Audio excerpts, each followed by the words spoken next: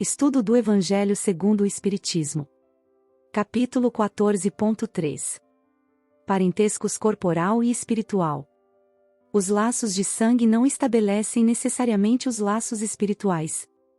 O corpo procede do corpo, mas o espírito não procede do espírito, porque este existia antes da formação do corpo. O pai não gera o espírito de seu filho, ele apenas fornece-lhe o invólucro carnal, mas deve ajudar o seu desenvolvimento intelectual e moral, para fazê-lo progredir. Os espíritos que encarnam numa mesma família, sobretudo entre parentes próximos, são frequentemente espíritos afins, unidos por relações anteriores, que se traduzem por sua afeição durante a vida terrena, mas pode ocorrer também que esses espíritos sejam completamente estranhos uns aos outros, divididos por antipatias igualmente anteriores, que se traduzem pelo antagonismo na terra, para lhes servirem de prova.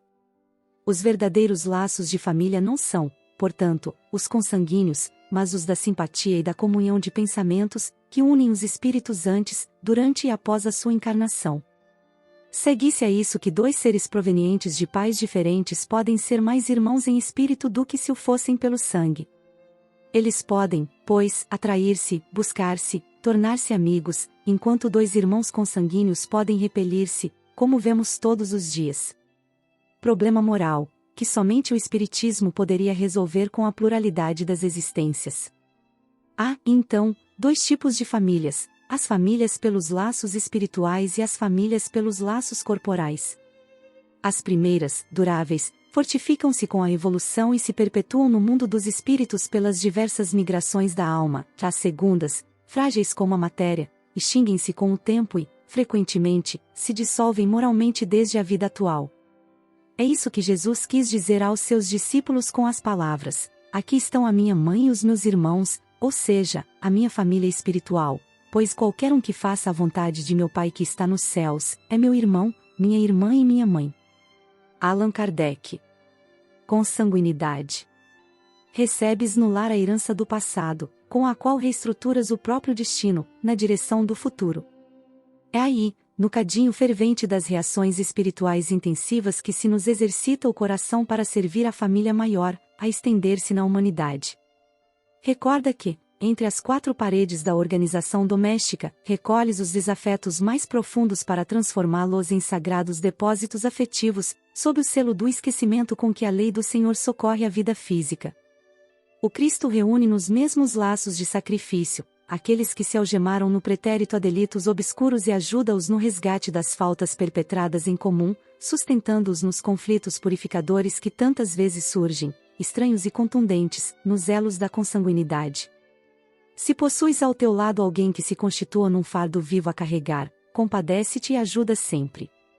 Todos nós, quando no mundo, recebemos a imposição de auxiliar aqueles que, retardados na senda evolutiva, esperam de nosso esforço a migalha de luz que os arrebatará ao domínio das trevas.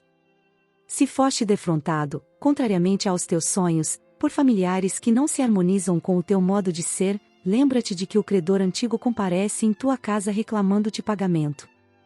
Se surpreendes naqueles em que depunhas a melhor esperança, modificações que te envolvem nas inquietantes vibrações do desapontamento e da amargura, silencia, desculpa e segue adiante, amparando-os como puderes. Não valem a deserção das obrigações regeneradoras ou a fuga da renunciação ao áspero serviço que nos cabe atender, porque amanhã a vida constranger-nos-á, de novo, a regressar ao cálice de fel menosprezado, a benefício de nossa própria cura.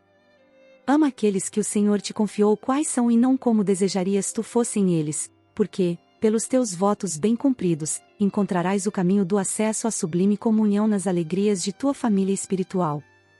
Emmanuel. Comentários.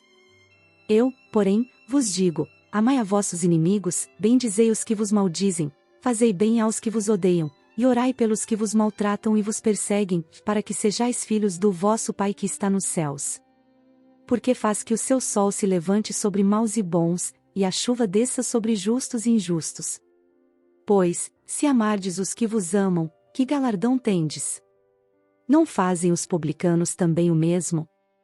E, se saudardes unicamente os vossos irmãos, que fazeis demais? Não fazem os publicanos também assim?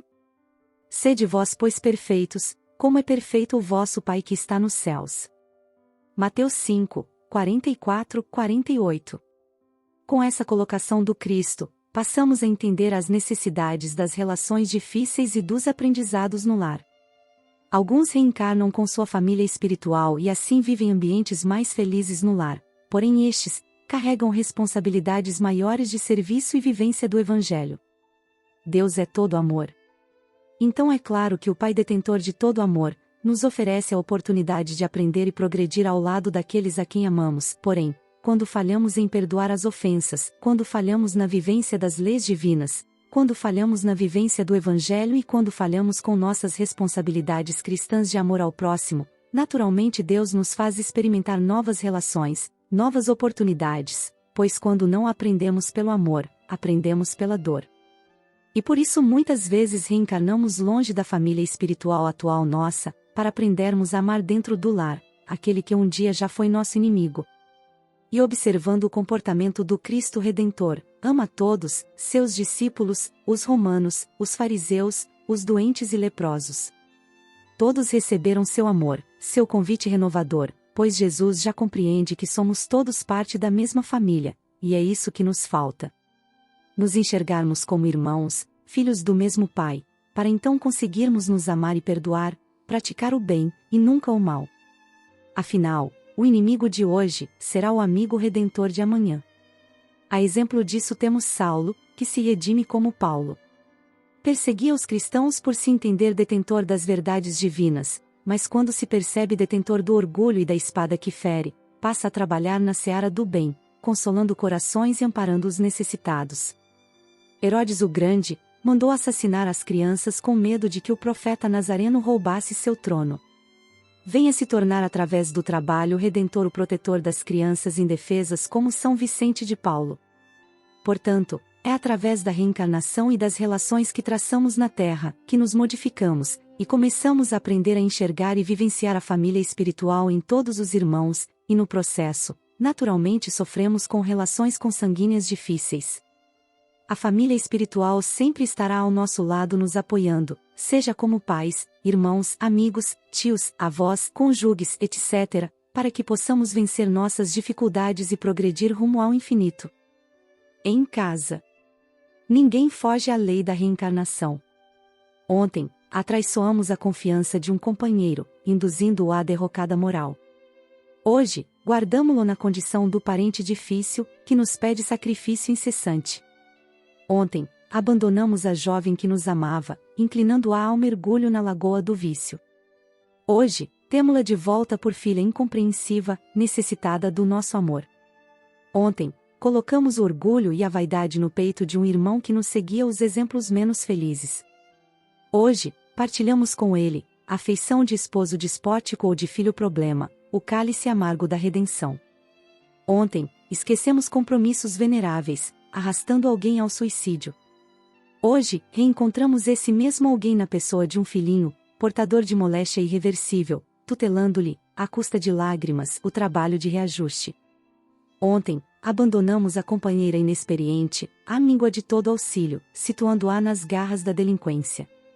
Hoje, achamo-la ao nosso lado, na presença da esposa conturbada e doente, a exigir-nos a permanência no curso infatigável da tolerância. Ontem, dilaceramos a alma sensível de pais afetuosos e devotados, sangrando-lhes o espírito, a punhaladas de ingratidão. Hoje, moramos no espinheiro, em forma de lar, carregando fardos de angústia, a fim de aprender a plantar carinhos e fidelidade.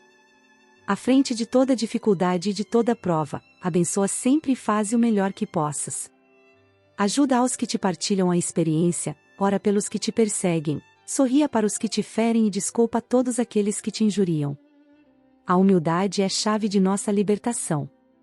E, sejam quais sejam os teus obstáculos na família, é preciso reconhecer que toda a construção moral do reino de Deus, perante o mundo, começa nos alicerces invisíveis da luta em casa. Emanuel. Familiares. Porquanto qualquer que fizer a vontade de Deus, esse é meu irmão, minha irmã e minha mãe. Jesus, Marcos, 3:35.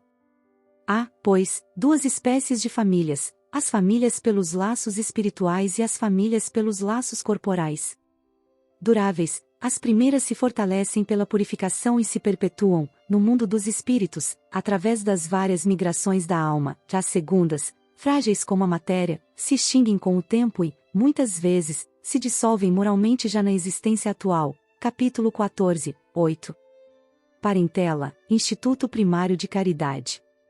Fora do lar, é possível o sossego na consciência, distribuindo as sobras do dinheiro ou do tempo, aliás, com o mérito de quem sabe entesourar a beneficência.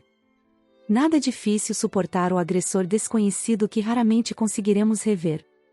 Nenhum sacrifício em amparar o doente, largado na rua, a quem não nos vinculamos em compromisso direto.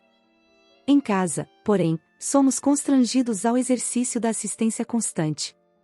É aí, no reduto doméstico, por trás das paredes que nos isolam do aplauso público, que a providência divina nos experimenta a madureza mental ou proveito dos bons conselhos que ministramos. Nós que, de vez em vez, desembolsamos sorrindo pequena parcela de recursos amoedados em benefício dos outros, estamos incessantemente convocados a sustentar os familiares que precisam de nós, não apenas mobilizando possibilidades materiais, mas também apoio e compreensão, disciplina e exemplo, resguardando as forças que nos asseguram felicidade. Anseias por encargos sublimes, queres a convivência das entidades superiores, sonhas com a posse de dons luminescentes, suspiras pela ascensão espiritual. Contempla, no entanto, o espaço estreito que te serve de moradia e lembra-te da criança na escola. Em cada companheiro que partilha a consanguinidade, temos um livro de lições que, às vezes, nos detém o passo por tempo enorme, no esforço da repetência.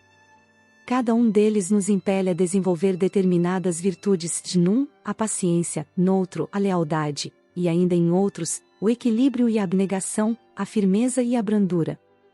A pretexto de auxiliar a humanidade, não fujas do cadinho fervente de lutas em que a vida te colocou sob o telhado em que respiras.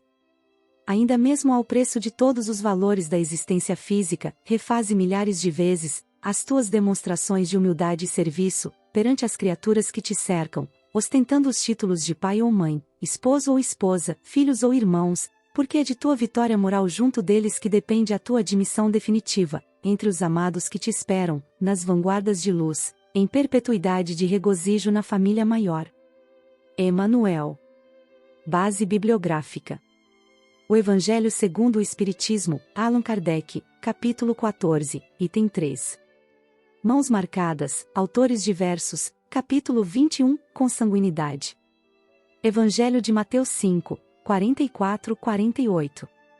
Ideal Espírita, autores diversos, F.C. Xavier Alvaldo Vieira, capítulo 53, Em Casa. Livro da Esperança, Emmanuel, capítulo 39, Familiares.